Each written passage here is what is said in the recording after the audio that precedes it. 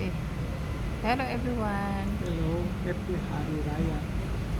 So all of you guys, to my family, Greetings to all.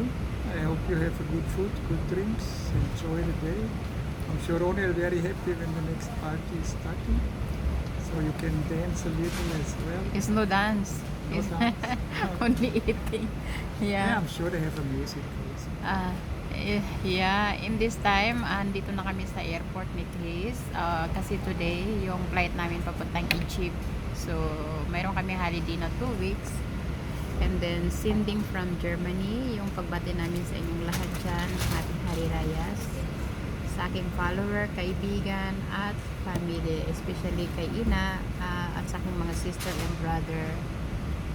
Greetings to all. See you soon. So, ingat kayong lahat dyan.